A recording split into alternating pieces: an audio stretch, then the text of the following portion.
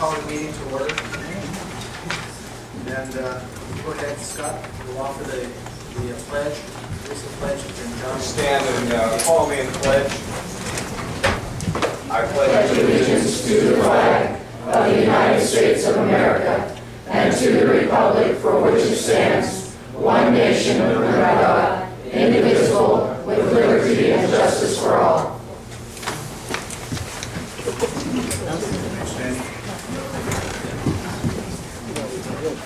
We come to you tonight and ask that you be with us through while conducting the business of this town. We ask that you will watch over us all as we come and go and keep us safe and from harm's way. And you give us the wisdom and strength to carry on the town's business. And pray that thank you for that, Lord. God. Amen. Amen. Amen.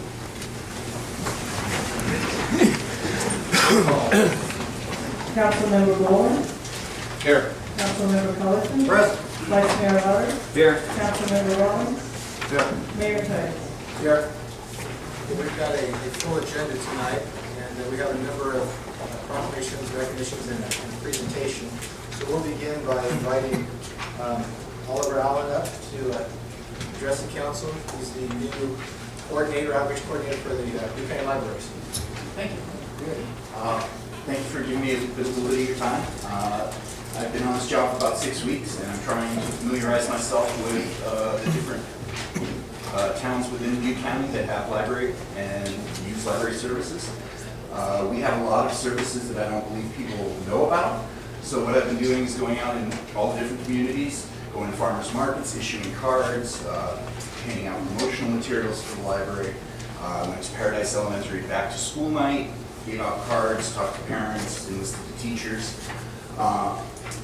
So I'm trying to get out of the physical building, having people come to our services. We may not actually have the ability to get to the building or inclination. We have so many things online now, downloadable books, magazine indexes, that I think large amounts of populace don't know. So I am hitting the bricks, going out in the community, and getting this information out.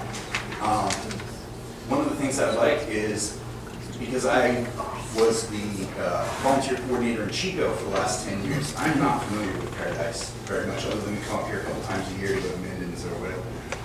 So if you people have a much better feel for the community than I do, if you know of a place that you think, hey, you can go there, there's a lot of people go there, like we're going to Johnny Appleseed days, please let me know. I'll leave some of my cards here. You can send me an email, give me a phone call. So I'm looking for a little bit of help as well. Got a few other things on board that I'm going to be trying to roll out in the next couple months. I want to go to the assisted living places in town, provide library services once a month there, where we'll just bring a whole bunch of stuff, let people check them out, come back the next month. They don't have to worry about fines, they don't have to worry about getting to the library. So that's another thing. Actually, this Thursday I'm doing my first free assisted living in Chico as sort of the first test, and then I hope to hit the 2 up here as well once a month. I'm going to be going into the classrooms and meeting with teachers, telling them about all the resources that the library has, and doing presentations for their students so that they can get library cards. Their parents won't have to take them to the library, they take the form home. I'll meet them at school, we issue library cards, get them using our electronic databases and other resources. So that's a little bit of an overview of what I'm trying to attempt to do here in Paradise and throughout all of Butte County. Like I said, if you know someplace I should be or someone I should talk to, please let me know. Thank you for your time. The next item is... What was that man's name? Oliver Allen. Thank you, sir. You're welcome. Pardon me. Okay. The next item is a proclamation issued to the Book of Common, which is an annual procedure that we go through recognizing a particular book. The library encourages everyone throughout the county to participate. This is what it reads. Whereas the art of reading, reflection, and action in support of building a sense of community can strengthen literacy and advance the common good. And whereas the Book of Common's goal is to create a foundation for a lifelong learning by understanding oneself and others, and be intellectually critically and emotionally reflect on one's experiences and roles in society. And whereas programs such as the Book of Common enhance the intellectual community, foster dialogue on important social issues and the value of diverse cultural perspectives found in contemporary society. And whereas California State University, the City of Chico, Butte College, Butte County Board of Supervisors, Butte County Public Library, City of Oroville, Edmo Medical Center, and local citizens and book clubs around the county have selected The Yellow Bird by Kevin Powers as the book in common. So I'll go ahead and we're issuing a proclamation recognizing the Yellow Bird as the book in common for 2013-14.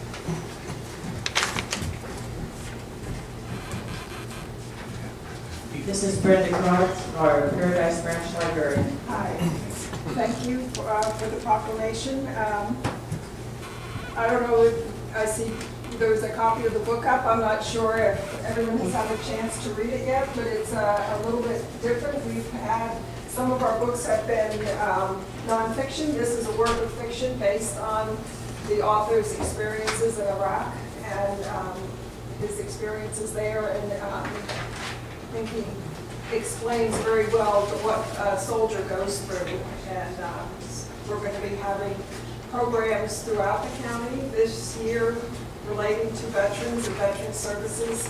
So it's something a little bit different, and I hope that some of you will come to some of our programs and enjoy that.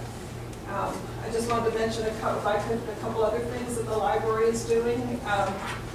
We are starting, Oliver mentioned some of our databases. We're starting very soon a new ebook service called One Click, and also One Click audiobooks, which we already have. And probably within the next week or so, we'll have Zinio, which is digital magazines. We have over 40 magazines that we're starting our collection with. And through the Friends of the Library, we'll be loading popular books that everybody's trying to read, and maybe there's 60, 70 people waiting to read. We'll be loading those books on some of our Kindles that we have and checking those out. So another opportunity for people to experience an e-reader and perhaps get the book read quicker than waiting for the paper edition of it. And that's just something, like I said, for our Friends of the Library. And so I thank you for this, and look forward to exciting programming this year. Okay, thank you. See, the next item is a proclamation for Constitution Week. Is an American observance to commemorate the adoption of the United States Constitution that runs annually from September 17th to September 23rd. Whereas Constitution Week was officially enacted on August 2nd, 1956 by President Dwight D. Eisenhower from a congressional resolution petitioned by the Daughters of the American Revolution. Its inception was officially declared by George W. Bush in September of 2002. Whereas the purpose of the Observance Week is to promote study and education about the Constitution, which was originally adopted by the American Congress of the Confederation on September 17, 1787. And whereas the Daughters of the American Revolution, founded in 1890, headquartered in Washington, is a non-profit, non-political, volunteer women's service organization dedicated to promoting patriotism, preserving American history, and securing America's future through better education for children. And whereas the Gold Nugget chapter of the DAR, chapter in 1991, meets in Paradise and has members from Regalia, Chico, Lake Amador, Greeley, and several individuals who have moved out of state but continue as members. Now, therefore, I take the guys in the town of Paradise commend the Daughters of the American Revolution for their ongoing efforts to promote study and education of our nation's Constitution.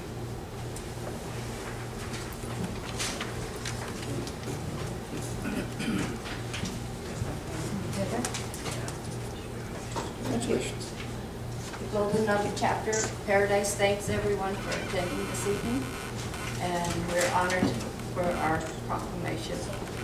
Thank you.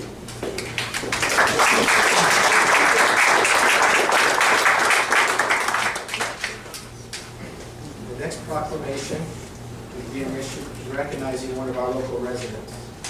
Whereas Paradise resident Stanley D. McKetchin was recently honored with a congressional gold medal sponsored by Senator Max Baucus and Representative Jeff Miller in recognition of his distinguished service in the 1st Special Service Force during World War II. And whereas the Congressional Gold Medal is an award bestowed by the United States Congress, and the Congressional Gold Medal and Presidential Medal of Freedom are the highest civilian awards in the United States, awarded to persons who have performed an achievement that has an impact on American history and culture that is likely to be recognized as a major achievement in the recipient's field long after the achievement. And whereas Stanley D. McKitchen has demonstrated at a local level his ongoing commitment to the process of democracy, exemplified by his candidacy for a seat on the Paradise Town Council, having run for office in several consecutive elections, as well as participation in the public meeting process as a citizen who takes the time to share ideas with the council and the staff for commerce and tourism in the town of Paradise. And whereas Stanley McKitchen has also contributed his skill as a welder to making functional and artistic pieces for the benefit of the public, including the creation of a security gate at the Community House Gift Shop located on Elm Street, and bench donated to the town that now sits in front of Town Hall. He also repurposes discarded items into various kinetic sculptures that decorate his yard and field next to his Southwest Paradise home. So now, therefore, I, Timothy Pastor, head of Town of Paradise, hereby recognize and commend Stanley D. McKitchen for his military service to our country, World War II, and for his service to the community. Stan?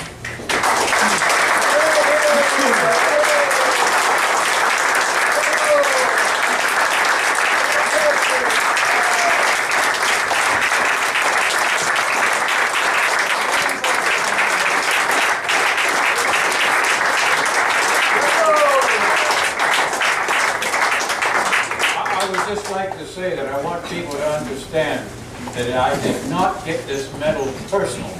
It was awarded to the whole group. I was Mr. Chicken, so I, you know. But they give us the Bronze Star also. Amen. That we're awarded. Again, that was for the group. It was not for me personally. They were always looking for me hiding in a hole. But if anybody wants anything, I got literature if you want to know about the 1st Special Service Force, how we won the war. We did have a little bit of help from a few other people, but anyway, if anybody wants any of this stuff, they're more than glad. And my phone number is 877-26. I got tons of this stuff, and there's only 69 of us left. And I asked them, what happens if I die? They said, well, there's no problem, I'll only be 68. I said, that ain't what I ought to hear. But for anybody that wants any of this stuff, it's quite interesting how we did it. We used to go behind the lines at night, and that was our main object. We were not a big combat, we'd go out with tanks. We would go behind the lines at night, and the Germans, we drove them crazy, and I got the thing that shows us what they called us the Black Devils. And we had give me one of those things, I'll show you something quickly. How old are you? Where's the other one? 90. Pretty great.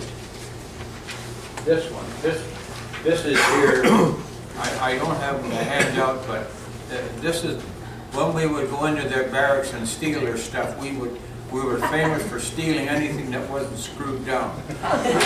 When we took their stuff, we would leave one of these messages. Sometimes, and it says, the worst is yet to come in German. Great. And, but remember, these people who were in this group were fearless people. Unfortunately, I never got the urge to be that way. But they got a lot of medals, and a lot of them are still there. Those are the real heroes. And I feel kind of guilty even taking the thing, you know. But anyway, if anybody wants any of this kind of stuff, they can contact me at home, or if you'd like me to mouth off somewhere at a meeting, I would certainly do that. Because I do know most of the history, and there's only a few of us left. We only were 2,600 total. That accounted for the pilots and everybody else. When I said, we'd like to get the parachute, I said, what if I decide I'm not gonna jump out into the air? He says, there's no problem. You just hook your static line and the guy behind you will kick you out. So, consider that.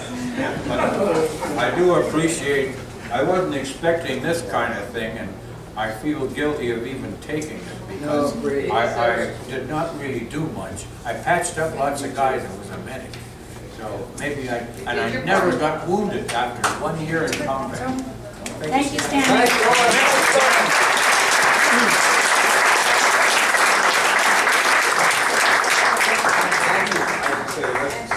It's 877-2695. We missed the 95.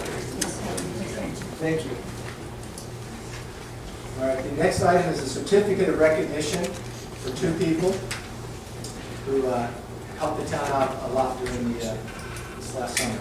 Whereas Jose Gallardo, a senior student at Chico State University, studying for his bachelor's degree in civil engineering, served the town of Paradise as an engineering intern during the summer of 2013, between May 27th and August 16th, under the supervision of Associate Civil Engineer Mark Knight.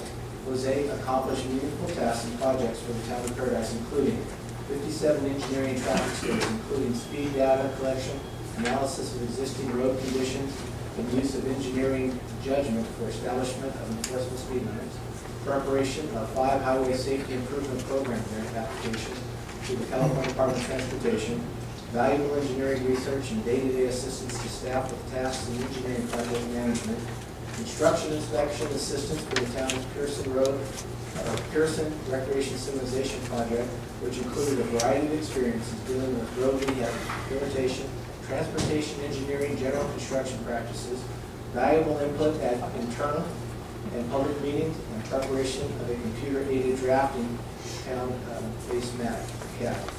Whereas Jose Gallardo provided 300 hours of meaningful service during the difficult financial times in the town of Paradise, and in return gained valuable practical engineering skills, and is eligible to receive 3 units towards his degree at USC Chico State. And so we issue this certificate to say thank you, Jose, for all that you did for the town. And why don't you come on up and I'll read the other one. Sarah.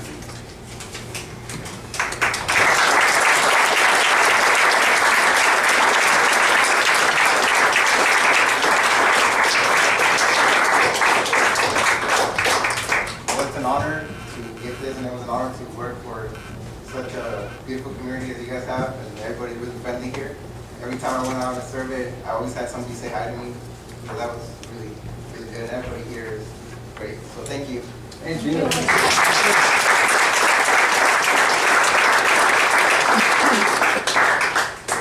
The next certificate of recognition goes to Sarah Gomez, a Paradise High School student, offered her services as a volunteer intern to the town of Paradise. Whereas Sarah Gomez served in a clerical capacity in the Community Development Department on-site division for 8 weeks in the summer of 2013, during which time she demonstrated an ability to work independently and astutely at all tasks she was assigned. Whereas the duties assigned to Sarah Gomez included learning various notification procedures of the on-site division that require the use of complex computer program used to track thousands of parcels of land in town. Whereas Sarah Gomez earned the respect and admiration of the employees who worked in the town hall by accomplishing twice the data input that was anticipated, in addition to her ability to communicate and get along with people. Whereas Sarah Gomez gained work experience and provided meaningful service during a difficult financial time for the town. Therefore, I, Mayor of Paradise, commend and thank Sarah Gomez for volunteer service on behalf of the town.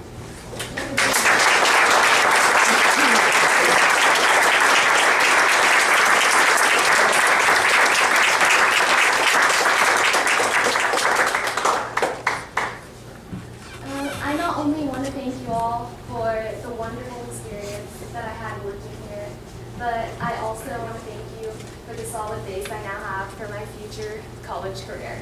So thank you very much. Amen.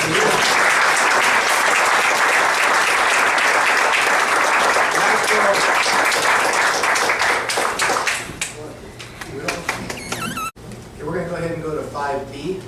Consider repealing current regulation and enacting a new chapter 9.60 of the Paradise Municipal Code that will allow for more effective tracking, monitoring, and enforcement of the alarm-related incidents, and waive the reading of the entire ordinance, number 532, and approve reading by title only, and introducing ordinance 532 and ordinance repealing Paradise Municipal Code Chapter 9.06 and adding new Chapter 9.60 related to alarm systems.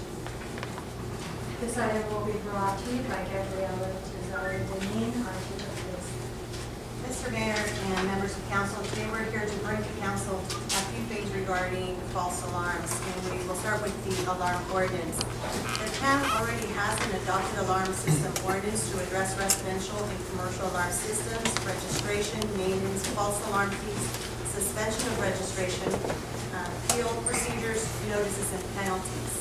Existing provisions of the Paradise Municipal Code have assisted the town and the police department in dealing with alarm-related calls for service and false alarm incidents.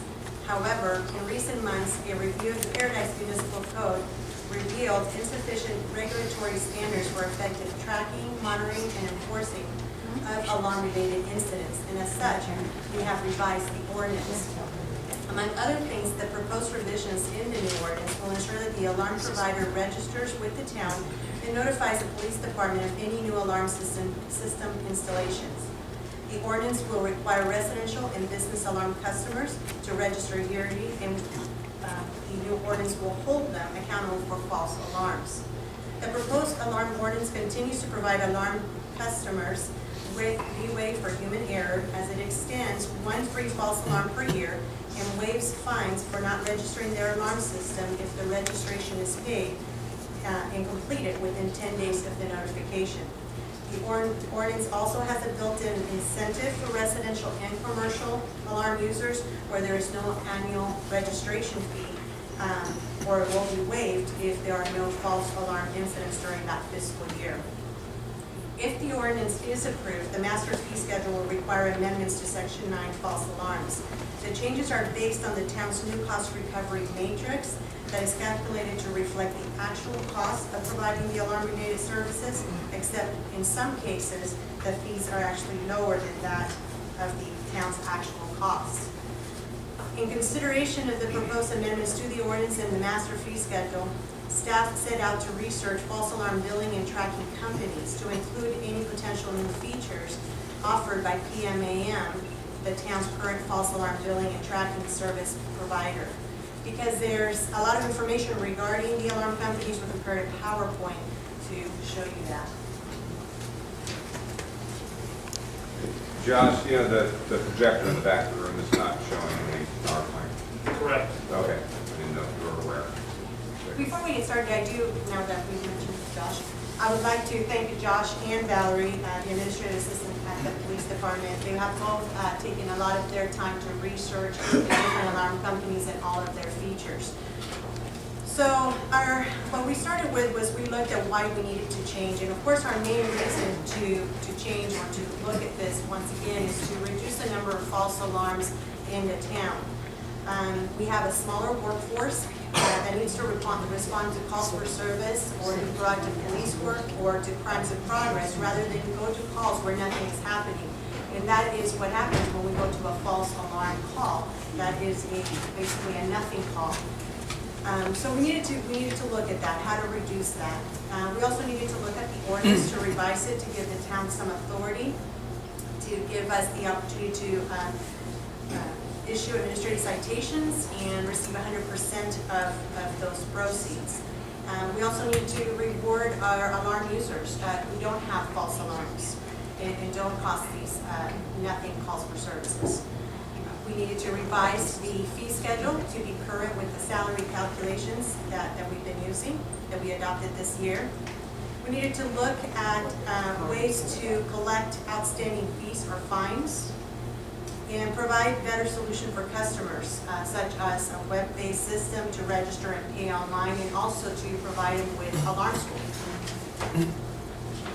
So we first started out with goals, things that we were looking to these companies and finding out who had them and who did not, including our current company, PMAM. So we wanted to reduce the false alarms in the town. We wanted a little or no startup cost. wanted it to be web-based, wanted it to be customer and citizen-friendly. We wanted it to have Alarm School, offered both in the CD form or web-based for those people who do not have internet. They can be given a CD so that they can look at that. And it's an education program that has tips and then a certificate of completion.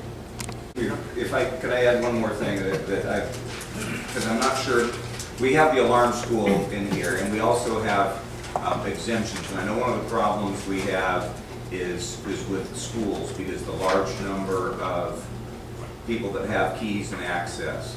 And I'd like to find a way to, in order for them to qualify for the exemption, everybody has to have taken the alarm school. So we can be preemptive, because that's where a lot of the problem is. I mean, maybe if you have Ponderosa Elementary and they've never had an alarm, that means the principal and the janitor or whoever hands out the information is doing a good job. But I know from our logs, and I know from sitting in dispatch, how many false alarms we get at the schools. And if we can be proactive and have the schools, whoever is a key holder and an alarm user has to watch that video, I think that could go a long way. And I think they would be understanding, because again, they don't want the cry wolf. They want us to catch somebody there, and they want it to be real when it goes off. Throw that out there. And a question was asked, Chief, why are there exemptions for government agencies and not? If it's a problem. We don't charge ourselves to the Government the school, that's a different question, and that's something that's always been built into that. We can look into that, like Scott says, at least have them. Well, the schools are state agencies, and we have no authority to charge the state for any service. But why can't we make them subject to the, I mean, that's ridiculous. So, We check and they tax our resources and don't pay for it, because they don't pay. But I know they don't pay taxes, but you can't charge the federal government Okay. or the state government. But- Schools are considered. So we could make them, if they have false alarms, we can't charge them, but we could make them do alarm school and something like that. And we should make sure that That's why I'd rather see us be proactive Right. and ask their users, in order to preserve their exemption, that they get educated so that we can reduce those calls. Because I think they understand our stretched resources. Yeah, I think we've gone over this quite a bit. And hopefully everybody's really clear. This is only about gaining compliance and having people be responsible with their alarms. And so I'll go ahead and entertain a motion. Wait. Huh? No, but it's, we have the council discussion. I thought we did. Well, no, you didn't do it. He wants to make a I want to change. make one change, I'll go for it. okay? On page 96, on section 9.60.70, alarm installation, item 6 at the bottom of that paragraph, where it says, in commercial alarm application, the alarm user shall locate a phone designated for alarm verification adjacent to the alarm code access panel. I want that to say, in commercial, correct me, robbery alarm application. I just want to add the word in commercial, I want to add the word robbery. So that installers, then, if they're coming to like your business, like Paul, where you just need a burglar alarm, the reason for this is because when the police get that, like you said, they send out everybody, and they respond differently. Like at a bank robbery we had recently, they surround the bank, then they call in to talk to somebody. So that's why there must be something there for a robbery response. But on a burglar alarm or something, they don't call in and do that stuff. So this way, A lot of times. they may call, but they're not required. But the main thing here is, an installer, if we leave it the way it was, the installer could come out and you just want a burglar alarm put in your auto mechanic garage. They're going to say that they've got to locate it by a phone. I'm not saying they will, but they could, because it's that vague. This way, it will specify the type that the police department needs there to be a phone accessible. And, So the word shall should be changed to will. no, the only thing is we're adding the word robbery in front between false and alarm. And Chief, you agree with that? Yes, that's fine. So it's between commercial and alarm. You were looking at it. Yeah. Yeah, You're or- looking at So and- it'll say oh, in I'm sorry, in commercial. Line robbery. 6. Line 6. Robbery, alarm, everything else can fly. If we can make that change, that'd We be can. cool. Okay. Thank you. Not a problem. Any other changes before we go to a motion? Okay, anybody want to make a motion? So moved with the changes as noted. For a second. Second. Hey, John, did you go ahead and move your lips? Did you say it? Or did he say it? think he said. I said, go ahead. He was noisy. He was noisy here. Roll call. Okay, is this for all items 1 through 5? Yes. I'm going to introduce ordinance 532. You want me to read all that? Oh, yeah. We're going to introduce an ordinance repealing Paradise Municipal Code, Chapter 960, and adding a new chapter relating to alarm systems. We are going to adopt Resolution 1347, a resolution amending the master schedule of fees relating to town services to reflect the changes to the alarm fee schedule. We've authorized the town manager to cancel the current alarm billing and tracking contract advice with PM/AM, and also authorize the town manager to enter into a contract with city support I want to pull item 5 for tracking for a second. for tracking and billing of alarm incidents as approved by the town attorney, and I believe the annual cost was $3,761.42 according to the PowerPoint slide. And there's been a motion and second I to, wanted to pull items 5. Where this, oh, what do you mean, item 5? Item 5 is to authorize town manager to enter a contract with city support. That, I wanted to vote on that. you just want to vote on the ordinance and the resolution I at want to this vote on the time? first 4 and not vote on item 5 separately. That's not Yeah. moved. That, but see, I moved for all 5. But I so had you have talked, to- but that's not You have to ask for the mayor for. I asked him for that before the meeting. I talked to the chief about it. I talked to everybody about it, not you, obviously. Okay, I'll amend, Concurrence. I'll amend my motion to be items 1 through 4 as one vote. Why? As a courtesy to Why? Mr. Culleton, because we'll just vote on the second item Well, separately. I'll tell you why, because I can't vote aye on item 5.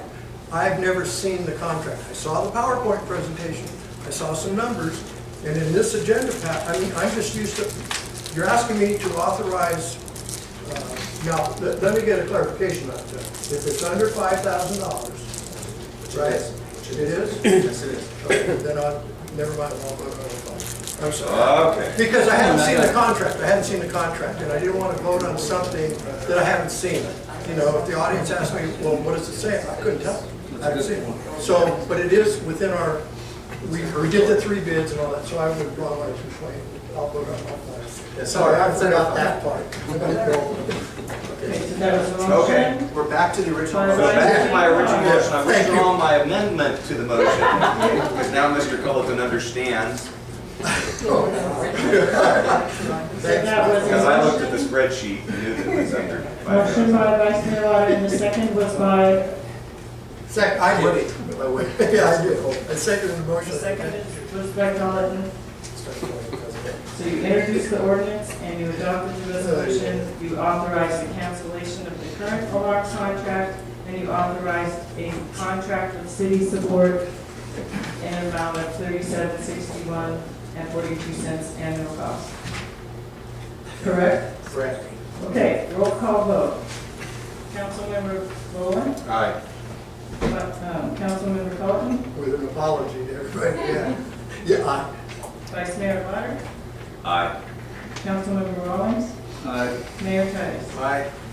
Okay, we'll go to public communication. This is for times of meeting where people in the audience can speak on any subject that's not on the agenda. Do we have any cards? I have no cards for public communication.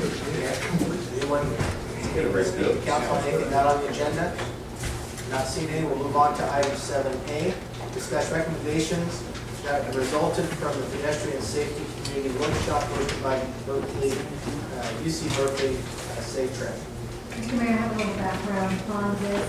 After the incident that happened on Skyway, the tragic accident involving Skyway building, I had parents call me, people from the community, and say, how can we get some information out and education out to to schools, to children, to motorists, just to have a more safe community.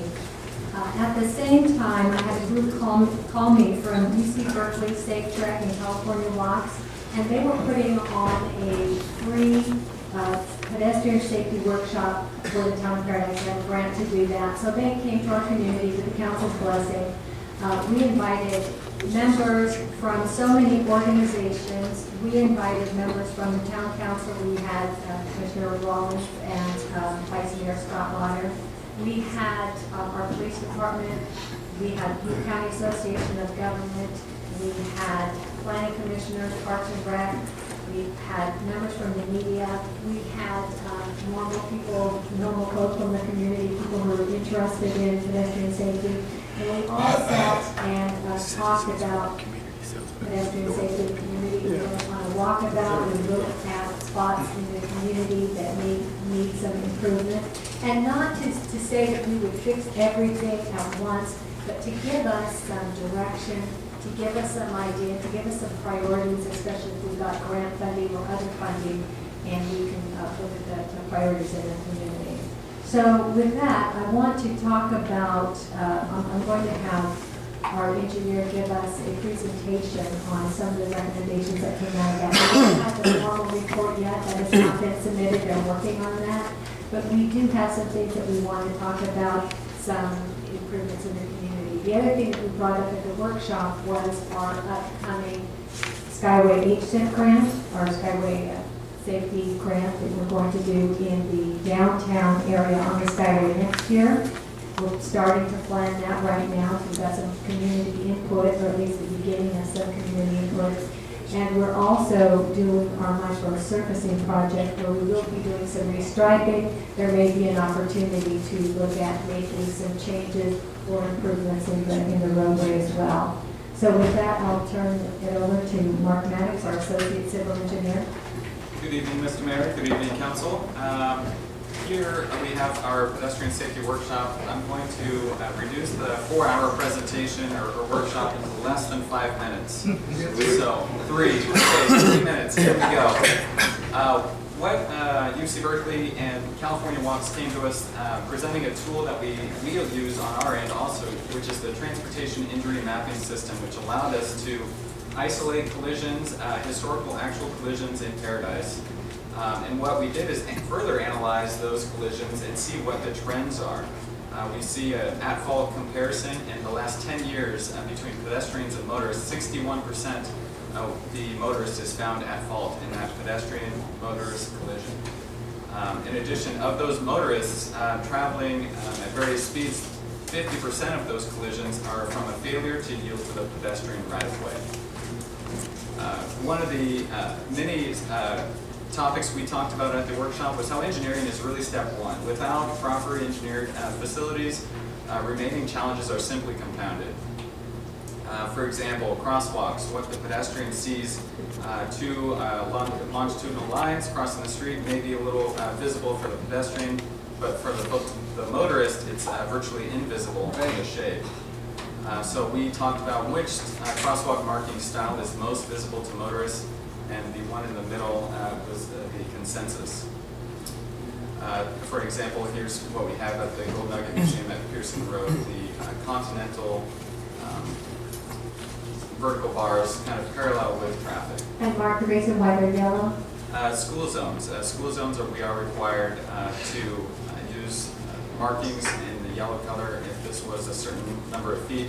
Further from the schools on Pearson Road, it would be marked white. Challenges in Paradise, we have narrow shoulders. One of the solutions that they presented was widening the shoulders, not only for bike lanes, but also for pedestrians in rural areas such as Paradise.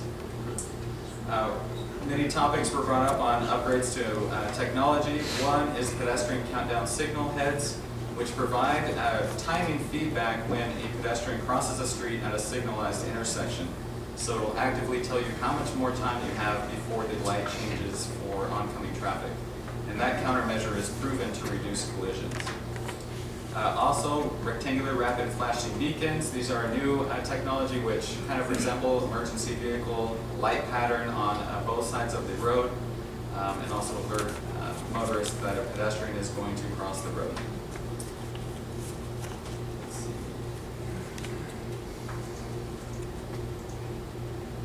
Uh-oh. Let's try this again. It's 4 minutes. 4 minutes.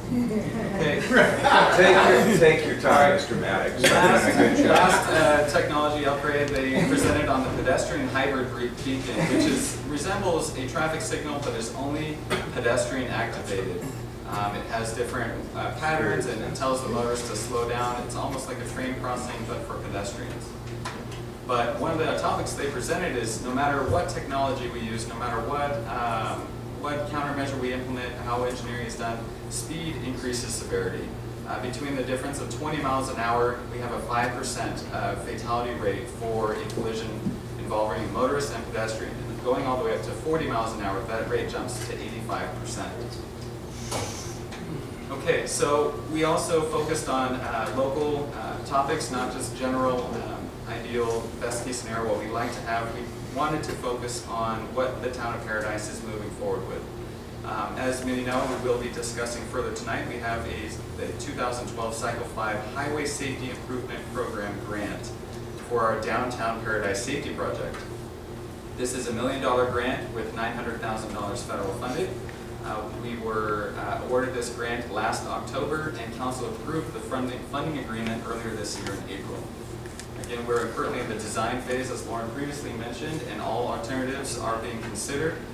We expect construction to be ready for next summer. The other topic we talked about specifically was marked versus unmarked crosswalks. We presented an FHWA study of over 2,000 crosswalks over a 5-year period, 1,000 marked crosswalks and 1,000 unmarked crosswalks. What this study proved is that with roads greater than 3 lanes and over 12,000 average daily traffic, the collision rate between a motorist and pedestrian is actually higher when there's a marked crosswalk. This may be due to pedestrian behavior, motorist behavior. We also had just an ongoing discussion on why we think those trends is true and if it was actually applicable to Paradise. The other important note of this study stated that refuge islands and pedestrian activated beacons can significantly reduce all collision rates. So specific recommendations that we'd like to present to council in advance of their formal report is an item 1 of 2, pedestrian visibility at crosswalks. Establishing no parking zones adjacent to crosswalks increases the visibility between the pedestrian and motorist. The process is called daylighting, and so on the left hand you see the sight distance triangle is severely limited by cars parked on both sides really close to the crosswalk. The more no parking zone we can add between the crosswalk and the pedestrian, or actually no parking zone between the crosswalk and where cars can park, the better sight distance between motorists and eye contact and pedestrians can make. So for example, we did a demonstration on Skyway. Here is the number 2 lane passenger position. Can anyone see that there's a pedestrian behind that white SUV? How about now in the driver position? Okay, she's got her hand up and wearing a bright pink shirt. And so in the number 1 lane passenger position, you can vaguely see her. She's out, but imagine going 35 miles an hour and the problems that would pose.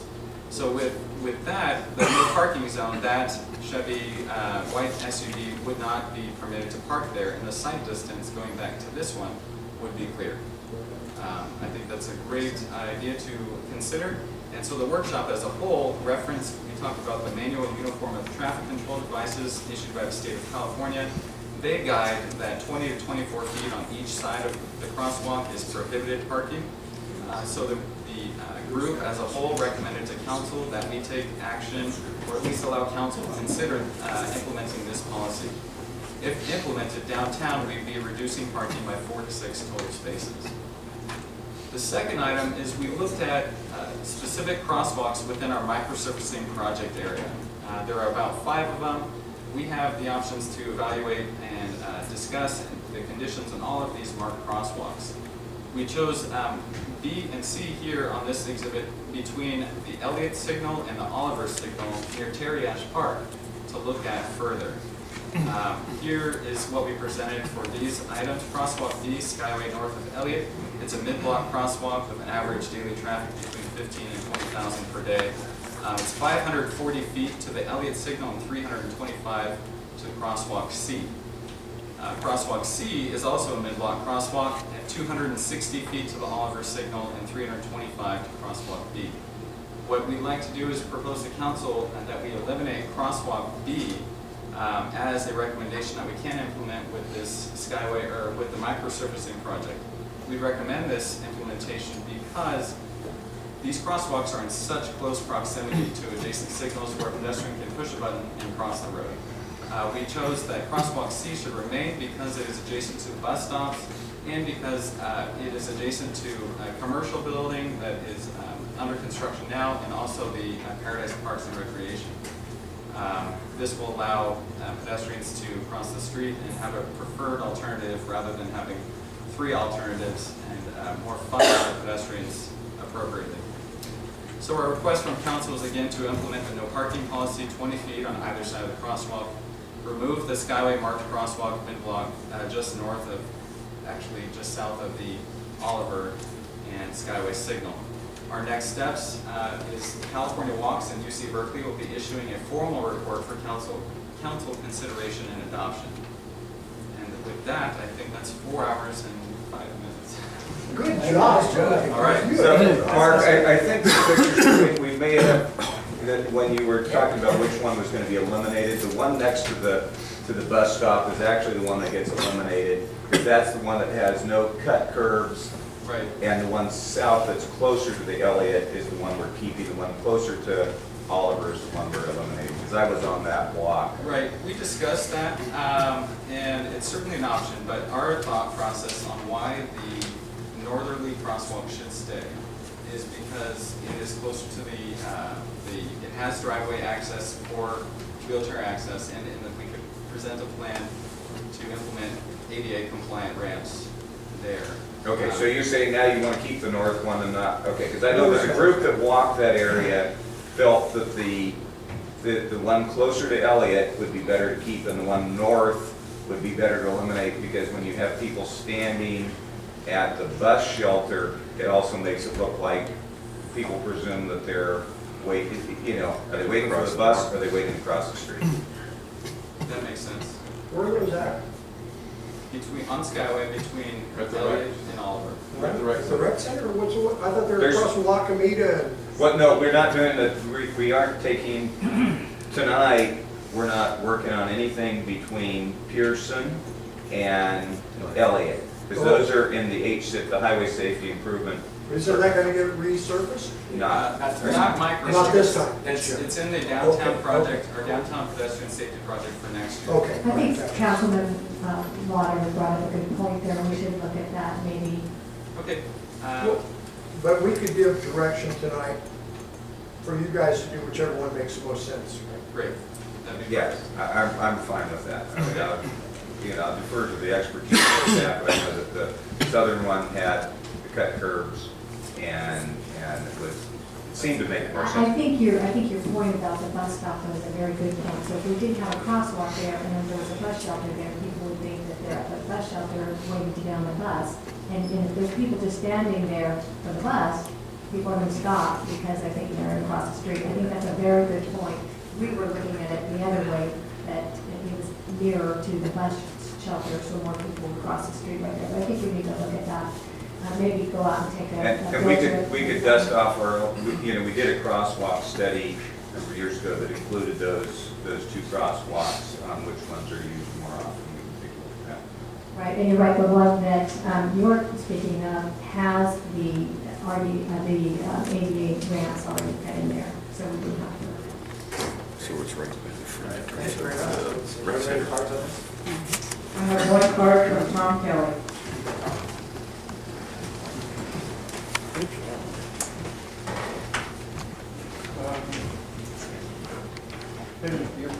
Tom Kelly. Brought something up to the council several times, and I'm glad that they're doing this study, but we're missing one issue. There's the street through the town. this has to be addressed. We were, cars going through town are going 30, 40 miles an hour. And in residential districts in California, all business areas and all residential areas, the speed limit is 25 miles an hour unless otherwise posted. That's in state law. We got to deal with the highway situation in our downtown. People get out of their cars, they want to go shopping. This morning, I was right there at this crosswalk. A lady with a baby buggy pulled right out in the street, and I'm going, oh my God, you know. I didn't see her till the last minute, right? Because of the crosswalk is invisible to drivers. And these highly visible lines on the street help a lot. But the big thing is the speed. People are going too darn fast through town. Now, I suggest we put stop signs every 3 blocks and make them stop. If you don't like it to live here, fine, go move someplace else. And no other town do people use it as a 35, 40 mile an hour highway right through the center of town. It doesn't happen, and it's dangerous. There's been a few deaths on the Skyway. There is one crosswalk that I put in personally with our first mayor, and I think that crosswalk should be eliminated. It's a crosswalk right across the street. It doesn't serve any valuable use to pedestrians during the day. The main ones are up in town, right in the central district by the park, and the ones over there by the school where there's a lot of foot traffic during the day. All in the area between the stores, all the way up the Skyway, around the restaurants. They're used all day long by people trying to get to the bank. If you're dodging cars, get out of your car over at West Schwab and try to walk across the street to the bank. And if you make it, God bless you. I'm getting a little bit too old now to run these cars anymore. And it's because the speed limit is too high. That will be addressed with the HIP grant. But as far as tonight's agenda, it's really about the We have a couple other locations that we work. Well, but that will be I just addressed. wanted to make sure that speed limit is addressed in this. It will be in this addressed. thing. Thank you. Thank you. This will all be addressed. Any other cards? No other cards on today. Anyone else on this issue? Yes. I don't need to walk over there, just a brief point. I'm in special education for 35 years.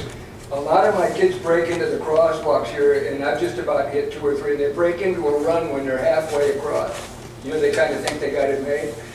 So whoever our current superintendent, I'm gone a lot, so I don't even know who the new superintendent of schools is. But it'd be nice to talk to them about maybe teachers tuning in and warning kids about slowing down when you get to the halfway point. That young fellow named Skyler, we donated a lot of money to his family. And I know it's a bad thing all the way around, so the kids have got to quit breaking into a run or riding a fast rolling bicycle across the crosswalk. That's true. Thanks. Jeez, what a mess that made. During that meeting we had at the HSIP on the 5th of September, our group, when we went for our walk, we had a radar gun with us. And we were clocking cars at 40, 44 miles an hour. That's what this whole program is designed to do. Stop signs is just going to make it a bottleneck. We're going to, when this program's completed, it's going to move smooth just like it does on Pearson Road now. I hope so. So anyway, they are still down there, we know that, and that's what this is all about. Mark's trying to find out what we go for. Well, I think that, and as the other participant, council participant in this, and we did have a good cross-section. We had Jennifer Robbins from the school district head office. She's the administrative assistant to the superintendent. We had Mike Drinka from Parks and Rec. We had business owners, Jeffrey from the Juicy Job was there, myself as a business owner also. We had people from the hospital. We had our traffic consultant that's coming on board with us. Our town staff, Lieutenant Rowe was there from the police department. Supervisor Teeter was there, along with his wife who works at the Family Resource Center. So it was a really good, and then there's bicycle people there too. They were interested in making sure we had bicycle safety, but it was really a good cross-section. And so we came up with, I mean, there's some recommendations that will come back to us. One of them was doing education for the high school kids and for the young kids, the elementary and middle school kids. And I've already got a high school senior who's looking for a senior project that she likes the idea, so hopefully we'll see an education component. We really could do a couple of high school seniors working on an important project. There's lots of community interest and lots of support in it. So there's a lot of things that the town is going to be doing to address this. We have community groups that want to adopt crosswalks to improve the visibility and put in the lights and so on. So there's a lot of things we're doing. And then the next step is our HSIP program, which is the Highway Safety Improvement Program, which I think we need to call the pedestrian safety enhancement program really for our downtown. I think that's probably a better name. We want to enhance the safety of our pedestrians. So anyway, it was a great workshop. Great. And there's no vote on this, just information. So direction be given. And we'll move on to item 7B. Consider authorizing staff to issue contract change order to Intermountain Slurry Seal for the implementation of a two-way left turn lane along Skyway between Julia and Pearson Road, Skyway between Elliott and Center Street, Skyway between Maxwell Drive and Billy under contract number 1303, Paradise Microservices Project 2013. Estimated fiscal cost of Well, I just wanted Mark to bring up the recommendations of the project. Sure. Tonight on the recommendation, we'll be presenting on the two-way left turn lanes and what we're looking for is a recommendation from council to issue a change order to add the two-way left turn lanes in the areas noted. So some quick background on this microsurfacing project. It is a pavement maintenance project which was brought before council several times. Most recently, May 14, 2013, we awarded a contract to Intermountain Slurry Seal. Microsurfacing is a pavement maintenance effort which provides a 1/4-inch layer of oil, water, cement, and other minerals which extends the useful life of the original pavement. It essentially seals the roadway and properly covers all crack sealing efforts. Here's kind of the life cycle of a 20-year period for a given road. It's recommended every 5 to 7 years that the road is microsurfaced before more expensive and costly efforts are required, such as an overlay. Our project limits for the microsurfacing contract include Skyway, Neal to Pearson, Elliott to Billy, Pearson, Skyway to Academy, Clark, Pearson to Elliott, and Pearson at the Hilby Curve. Our current striping layout and these 4 road sections along Skyway previously mentioned by the mayor is a 4-lane layout. We have wider lanes and on-street parking permitted in these areas. With this layout, it presents several common roadway conflicts for collisions. For now, we have a motorist in the blue car waiting to turn left, and we have same direction vehicles approaching. We have 2 collision types. The first is a rear end collision, and the second is a side swipe same direction. Those are the type of collisions that are preventable and could be prevented with a 2-way left turn lane. So our proposed new lanes are in the areas also previously discussed, and it would look like what we've seen on Pearson Road, but with these project areas, we keep the same number of through lanes. Here's our current versus proposed. And with the same issue, waiting in a turn lane, you have a safe refuge to wait, clear the oncoming traffic, and make your turn. Oncoming vehicles can just drive on by. So there's also the safety benefit, and we actually looked at the transportation injury mapping system to see what kind of collisions have we had that justify this need for the turn lanes. So specifically between Jewel and Pearson on Skyway, we've had 31 total collisions, 3 side swipes and 8 rear ends. These are injury-only collisions. Non-injury collisions aren't added to this database, so certainly the number of collisions is going to be higher. Item 5 is to authorize town manager to enter a contract with city support. I want to vote on that. You just want to vote on the ordinance and the resolution I at want to this vote on the time? first 4 and not vote on item 5 separately. That's not what you moved. But see, I moved for all five. But I so had you have talked, to- but Doug, that's not You have to ask for the mayor for. I asked him for that before the meeting. I talked to the chief about it. I talked to everybody about it, not you. obviously. Okay, I'll amend, Can we amend the motion? I'll amend my motion to be items 1 through 4 as one vote. Why? As a courtesy to Why? Mr. Culleton, because I'll just vote on the second item Well, separately. I'll tell you why, because I can't vote aye on item 5. I've never seen the contract. I saw the PowerPoint presentation, I saw some numbers, and in this agenda, I mean, I'm just used to, you're asking me to authorize, now, let me get a clarification on that. If it's under $5,000, right? It is? Yes, it is. Okay, then never mind, I'll vote on it. I'm sorry. Okay. Because I hadn't seen the contract, and I didn't want to vote on something that I haven't seen.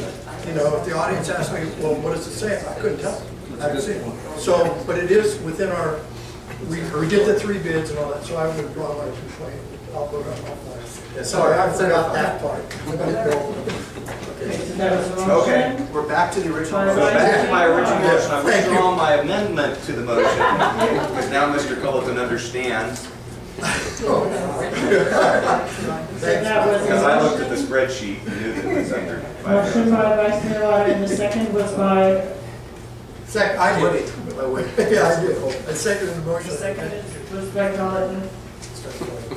So you introduced the ordinance and you adopted the resolution, you authorized the cancellation of the current alarm contract, and you authorized a contract with city support in an amount of $37.61 and 42 cents annual cost. Correct? Correct. Okay, roll call vote. Councilmember Rowland, Aye. Councilmember Colleton, With an apology to everybody, yeah. Yeah, aye. Vice Mayor Lauder, Aye. Councilmember Rawlings, Mayor Titus. Aye. Okay, we'll go to public communication. This is for a time in the meeting where people in the audience can speak on any subject that's not on the agenda. Do we have any cards? I have no card for public communication. Anyone speak? Council on anything not on the agenda? Not seeing any, we'll move on to item 6. And Oliver, and also under this contract, we could ask them to implement the daylighting policy while they have a striking contractor in the area, or we could use town forces for that as well. How do you do the daylighting? There's no parking allowed on the... It's not, is there any that we're talking about where there's an issue with parking? Because I thought only those daylighting issues were in the core of the downtown, which we're not. Correct. It is in the downtown corridor. Although, I wouldn't, I think if we can improve pedestrian safety at that crosswalk in front of Miho, or not La Comida there, which I think that one needs to be eliminated, but we really can't eliminate it until we do a slurry seal project or something there. But if we can at least daylight it by eliminating the parking spaces on either Right. side, I think that would go a long way in improving safety there. But that's a matter of town staff and some red paint. Yeah, we can do that. That's what I was, we can do that, right? Yeah, that'd be the Wherever it would make sense. Yep. I got a question.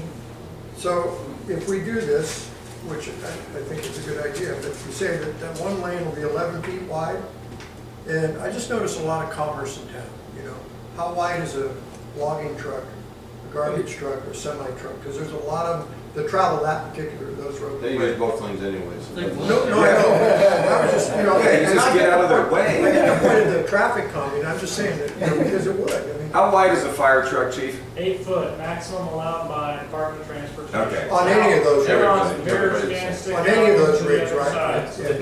Yeah. So they'd have a couple of feet or a foot and a half either side. Only thing you have is a wide load, and you need a permit for that. Right, right. And they usually- when they're running next to the center turn lane, they got more. They got that additional space. Yeah, good job, man. Are there any cards on this? I have 2 cards. The first card is from Lewis Johnson. Lewis Johnson. Good evening. First, I'd like to point out that the 18-foot width on the road also encompasses the parking, so your reduction on your lane is not the 6 feet. I'd like to start with Butte County has had Lincoln Boulevard. It has had the 2-way turn lanes. It has been in the top 10 for accidents with turn lanes. They've now put in the controversial medians that have reduced it down to 3 accidents in the last year. Orville Dam Boulevard, I got a 1.5 mile section. There was 659 accidents over a 7-year period. That comes out to 61 collisions per year per mile with 2-lane turning that we want to install. Currently, what I have for Clark Road, over the same 7-year period, I have 67 collisions over a half-mile period stretch. That comes out to 19 accidents per year per mile. Also, I have for Skyway in the section that was on the map there, and it encompassed a little bit more because I wasn't sure of all the limits. I have, over the same 7-year period, I have 248 accidents. And that comes out to 16 collisions per year per mile. So the two-way turn lanes don't always work and reduce it. You can end up having Lincoln Boulevard or Orville Dam Boulevard. So I'd really like you to think about it before you do it. When you look at the Squitters reports and you look at the accidents for these areas, 97 of the 248 on Skyway were due to unsafe speed, and 20 of them on the Clark Road were due to unsafe speed. That's all I have to say. My second card is from Michael Snyder. Nice work. I didn't come specifically to talk about these items on the agenda. I came to talk about sidewalks. And my first point is to point out to you the Vehicle Code Section 21949, which is the legislative declaration that says you have a duty to focus and put a priority on improving pedestrian safety and accessibility for all pedestrians, even those that are not handicapped. And tonight so far, all these things talk only about crossing roadways in business districts, but this code section I referred to also talks about walking along a roadway, and it doesn't limit it to business districts. It talks about all roadways and highways. And particularly, I have in mind the ones out of the business districts. For instance, Pence Road, to walk from Feather River Hospital to DeMille is like broken field running through football practice. You're lucky if you don't wind up in a ditch or as somebody's foot ornament. It's ridiculous that no attention has been put on any of that. Roadways of these residential areas. I've been a resident of Paradise for 6 years. I've heard or seen no interest expressed by anybody about doing any of this, but we really need to get roadways, sidewalks, and bicycle lanes that are functional. It's really, one point I want to make is that maybe there are not a lot of pedestrian accidents on Pence Road, but I think that's probably because most people are afraid to try to even walk along Pence Road. So the statistics aren't particularly meaningful there. I really would hope you would focus on doing something by creating sidewalks and bicycle lanes on the residential roads. I noticed the other day driving along Elliott from Clark to Sawmill. It's just as dangerous. A lot of traffic, a lot of pedestrians there going to the Safeway and other stores. So that's my message tonight. Thank you. Thank you. Thank you. That's the last card. That's the last card. And like the gentleman from opposite wants to talk. Yeah, my name's Mike Pollock, and I own Office Auto. And what they plan on doing is knocking the parking in front of my restaurant.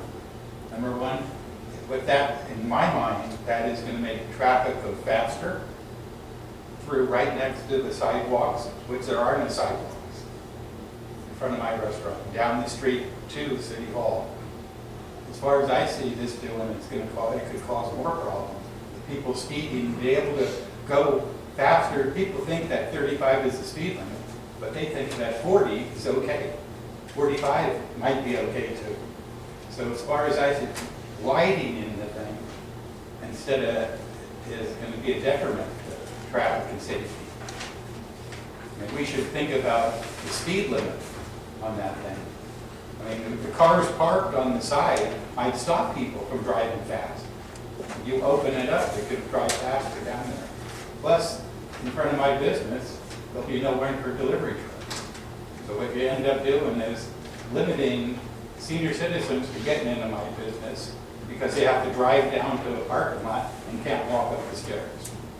The only other parking I have is I rent space from next door. So I rent space and pay money, extra parking, not to limit the parking.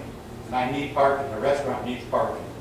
So that's all I have to say. But it really is it's gonna hurt my business and the future. By taking my parking away from me. Because I just don't use the side in front of me. I use it across the street when I get busy.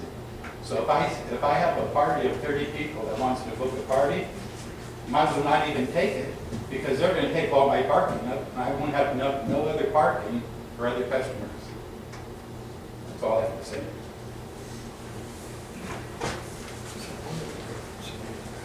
And like he said, speed is where we have a lot of the We have problems. somebody else in the back of the room that wants to. Ma'am, you want to come forward?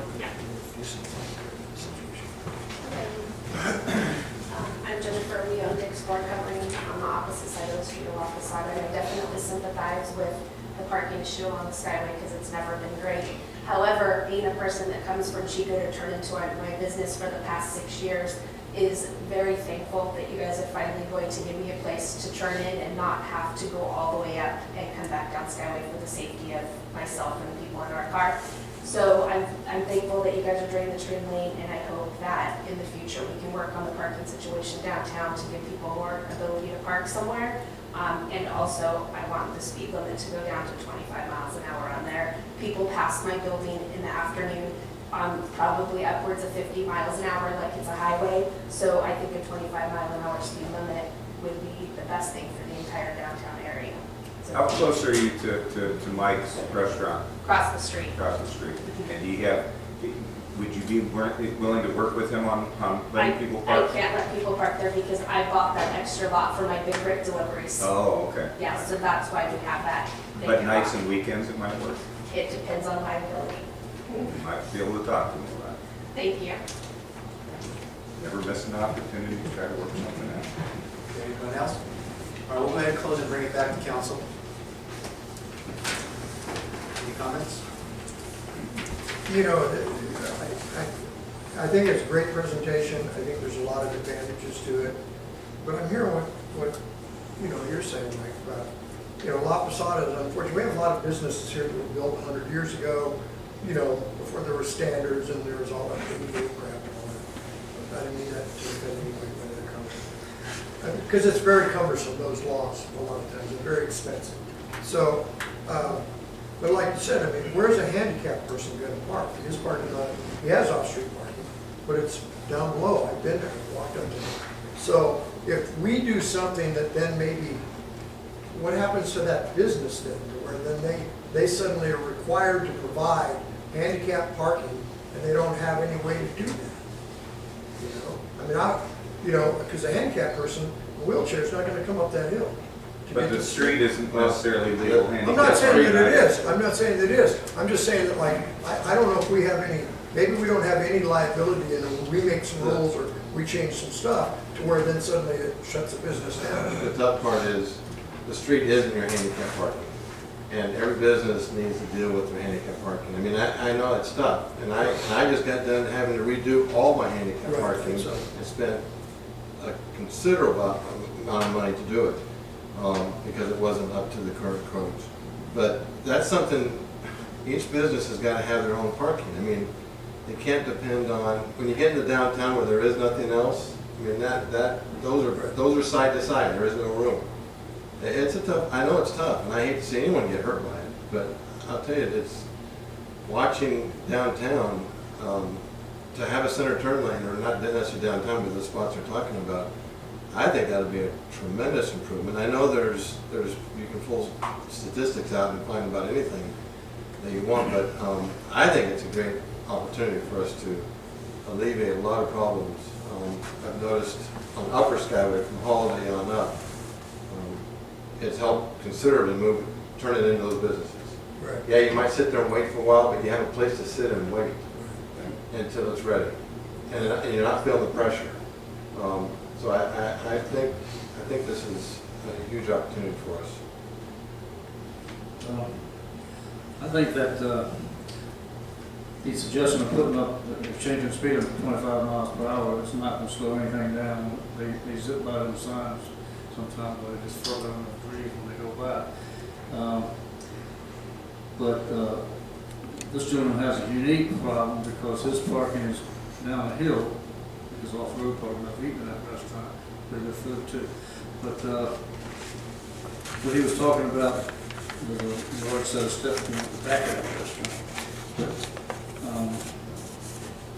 Council has to consider the overall picture of public safety, and there's no perfect solution, I don't think, for each and every one individual person in the room. But what we're looking for here is try to slow it down and to present a package that would work well for everybody, at least the majority. I mean, one of and I appreciate you bringing the data about Olive Highway and those, and actually we've looked at some of that, and it actually improved over what it was previously on Olive Highway, because it was one of the ones we had talked about when we were looking at what we've done on Pearson Road with essentially a road diet, what do you call it? But it will slow the traffic down there, and that will help us bring the traffic down. And unfortunately, they say, well, the speed limit should be 25 miles an hour. We have to do speed surveys, which is one of the things that our intern did for us, so that we can lower speed limits, because you can't just arbitrarily decide this is going to be our new speed limit, or we are just going to put a stop sign here. There are procedures that you have to follow in order to be able to do it. So I think this is a step in the right direction. We're going to be taking a lot of baby steps, and a gentleman that brought up the making Paradise kind of more walkable, and it's something I hear frequently. My daughter is a jogger. I know the police chief is a jogger, and she lives down in that area off of Fence. And you take your life into your hands if you try to go out for a run in Paradise, virtually any place.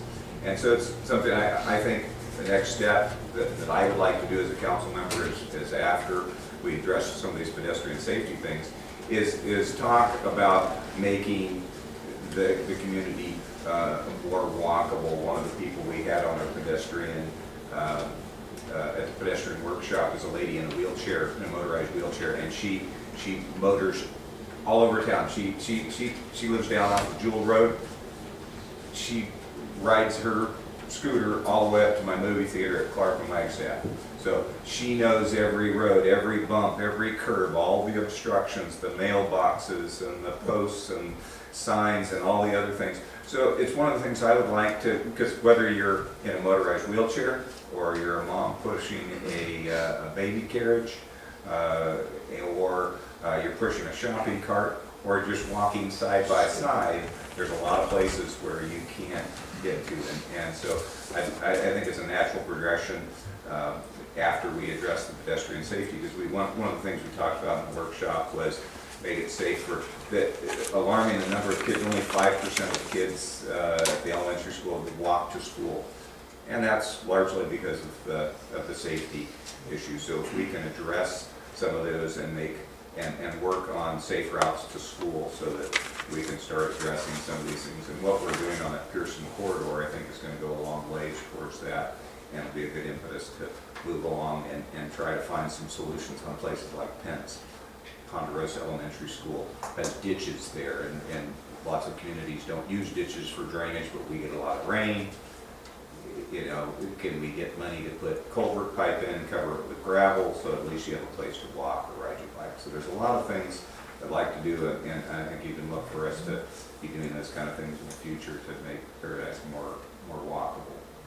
It's good for your health, and it's good for the community to make it walkable. That's my point. And with that, unless anybody else has a comment, I would move that we approve item 7B with the direction that we've given to staff. Is there a second? I'll second it. Moved and seconded, roll call. Okay, roll call. Councilmember Bowen. Aye. Councilmember Cody. Aye. Vice Mayor Lutter, Aye. Councilmember Rowland, Aye. Mayor Childers. Aye. Okay, item 7C, consider concurring with staff's recommendation of Traffic Works to perform professional traffic engineering services for the Skyway HSC grant project, approving the proposed professional services agreement with the Traffic Works and authorizing the town manager and the mayor to execute, and authorizing the town manager to execute additional work orders of 10% of the contract amount. Fiscal impact, $84,900, to be funded by the HSIP grant. Grant monies with 10% match from the town budget of SIP funds. This item will be presented by Mark Maddox, Associate Civil Engineer. Good evening, Mr. Mayor and Council once more. Tonight we are recommending approval to award a contract to Traffic Works out of Chico, California to perform preliminary engineering services for our downtown pedestrian safety project, funded through the Highway Safety Improvement Program. In August, we collected two proposals that responded to our request for proposals for these preliminary engineering services. The scope of work that we'll be looking for is professional topographic survey, traffic data collection, volume projection, traffic modeling, and signal inventory, providing a report on findings and recommendations which meet project objectives of improving pedestrian and motorist safety. It's assisting with public outreach and peer review for final plans and specifications. Our two received proposals were from Traffic Works of Chico, California, and they have proposed to use a subcontractor of L&L Surveying of Paradise, California, and North Star Engineering of Chico, California. Our second proposal was from Whitlock and Weinberger Transportation of Santa Rosa, California, and their subconsultant was Mark Thomas of Sacramento, California. We established a town review committee of 5 independent staff members who each independently reviewed those proposals and scored them accordingly to our criteria. The two proposals scored very closely, and we determined Traffic Works was our preferred consultant to move forward with. Once we had that decision made, we then opened up the cost proposals for those services. And Traffic Works had their proposal at $84,900, W-Trans with $127,816. The comparison of these cost proposals only affirmed our decision to recommend to Council award a contract to Traffic Works of Chico. Again, this project is funded through the Highway Safety Improvement Program, has a 10% local match, which is already budgeted in our project, or in our town budget. With that, I'd like to open for any questions. Is that normal to see that spread? Yeah. It seems like a big spread. You know, I think it's... There are some reasons probably for that. Yeah, I think some reasons. W-Trans is out of town. We've used them before on... They actually did the BK work for this project that laid out this project. And we really wanted to get this grant. They prepared the HSIP application for a very, very, very nominal fee. We were hoping to get this project. But they just came in way too high. I mean, they're using their principal engineer for a lot of the project. And again, there's a lot of travel involved. So I think we have a very good... So it doesn't throw any flags up to anybody? Right. Are there any cards on this? And the engineer, the gentleman from Traffic Works that's going to be working on this, was there, and he's here tonight. He was there at our workshop and was taking lots of notes. And we also used him on the Pearson project, and he did a good job. He's working with a local contractor, L&L Surveying, so. Yeah, and I like keeping those dollars local for both North Star, who's a good engineering firm, and L&L. And if he's here tonight, those are not billable hours, right? No. Okay, just check. Right, Lauren? This is the whole meeting. Okay, so there are no cards. Is there a motion? I'll move that we approve item 7C to award the HSIP engineering contract. Then moved and seconded, roll call. Roll call. Councilmember Boland, Aye. Pelletin, Aye. Lauter, Aye. Rollins, Aye. Mayor Childers. Aye. 7B, consider reappointing current members Rich Elliott and Bill Morrison to positions on the Tree Advisory Committee requiring academic knowledge and skill in care and maintenance of trees. Their terms expire August 12, 13, and give direction to staff to advertise vacancy required individual license in building or on-site trades. So moved. Second. Any cards?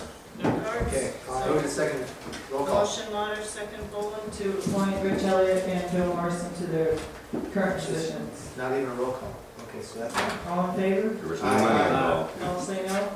All against say no. okay. Motion carries. 70, consider approving the recommended budget adjustments as presented. These current adjustments increase the general fund net income and increase the general fund reserves by $19,751.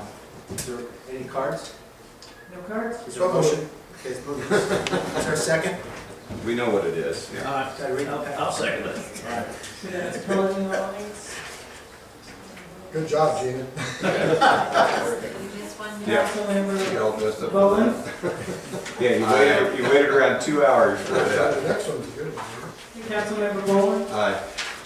Pellegrin. Aye. Goddard. Aye. Rawlings. Mayor Titus. Aye. And just like to thank staff for making sure we continue to have a balanced budget. Absolutely. Yes. Outstanding. Thank you. Yeah, good job. A lot of work. I know a couple of communities would love to be able to say that right now. Okay, let's move on to 7F. Consider adopting resolution 1348. 48. It's 47 earlier. 48. A resolution authorizing and approving the borrowing of funds for fiscal year 2013-14, the issuance of and sale of the tax and revenue anticipation note, thereof, and approving certain actions related thereto. Okay, Gina. Oh, you actually want a presentation? When we're getting to borrowing, just Yeah, make it well, quick. thank you. We were very fortunate again. We submitted a request for proposal to 8 regional banks. Again, for the 3rd year in a row, U.S. Bank was the only bank to respond. The terms that they offered were identical to the terms of last year, which is an incredible 1.3% interest for 10 months, a 0.1% origination fee. So very favorable terms for the town. We proposed a Tran offering not to exceed $3 million. The exact amount will be determined as part of the final closing procedures and final cash flow analysis. I'm thinking it's probably going to be closer to the $3 million than to the $2.25 million that we had borrowed last fiscal year. So overall, though, it's still good news. Even if we borrowed the $3 million, we still have potential savings to the general fund of about $5,000. Did they give you any input on the measures we've taken so far, and all in their thoughts, or?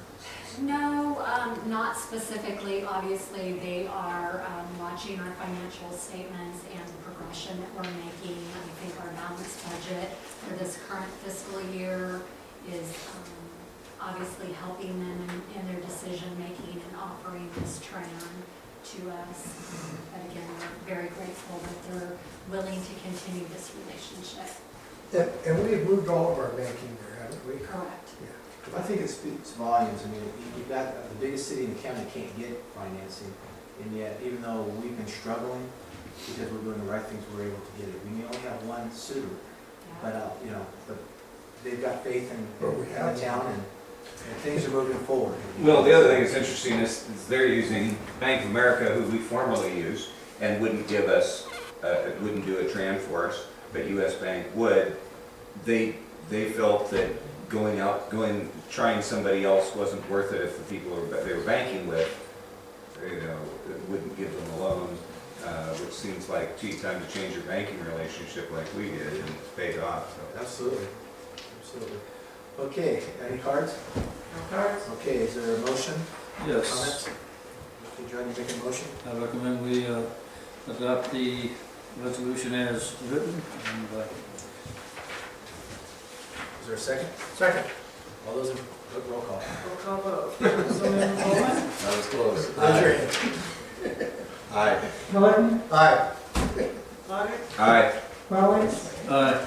Mayor Titus. Aye. Okay, any council communications? I know we have League of Cities next week. League of Cities, next week, I had a, what have we done since last time? League of Cities is next week, and I think a lot of us are going. There will be a Sacramento Valley Division luncheon meeting on Wednesday at noon. I think on the Marriott mezzanine, find out the room when we get there. Senator Nielsen will be speaking on the two resolutions that are up on AB 109 and on the water bond issue. So he'll be speaking to that very much, and that's all I can remember. Anyone else have anything else? Otherwise, we'll move on to the next item. You mean like the... Our council reports? Yeah. The last Butte County Associated Governments meeting, I went to, they, looking at, I brought up, matter of fact, Woody, I brought up the fact that, a place where we can sell more bus passes. We were looking into that issue. And I spoke with John, the executive director, and he stated that he was going to meet with Lauren on another issue, which is the local bus barn or bus staging area that they had up here. And she's looking like a deer in the headlights, but I just haven't had that conversation with him yet. He hasn't called me yet, so. okay, but anyway, that was his intention when I brought it up to him. He stated that the bus passes require a little more than just picking somebody, and I said that, so he wanted to talk to you about that, and we'll let you know more in depth of what the requirements are and things of that nature. So, Yeah, if you can get those requirements for me, I might, my business has a bus stop out in front of it, and I'm open 7 days a week, a lot more hours. So if it's something that would, if it's not something that's too onerous, we might be able to help out and add a few places in the community that can do it. And tag on that, John, the clerk knows, they just called today, BCAG's liaison, right, or somebody is, they've reserved this room for a date coming up for community input on fare increases and stuff, so there'll be somebody from BCAG here to talk to our community. We need to put that up on the website and let people know about that. in fact, they are doing a report on that, and that will be coming out this next meeting, 22nd, I believe it's scheduled for. So there will be, and I'm glad to hear the community output's coming up, because it's kind of controversial in the board. I mean, when they do that outreach, that liaison, the last time they were here for that, and they do this like every 6 months or quarterly or something, or annually or something. I came to it, and they have a signage, and nobody shows up. I mean, literally, I think me and one other person showed up to give testimony. You have the date for it? October 7th. October 7th, and that'll get posted. They just called today. Anyone else before we move on to the town manager's report? Go for it. Nothing to add. Okay. Move to adjourn. Well, we do have a closed session. All right, so we're going to go ahead and go into closed session. All right. Yeah. Closed session it is.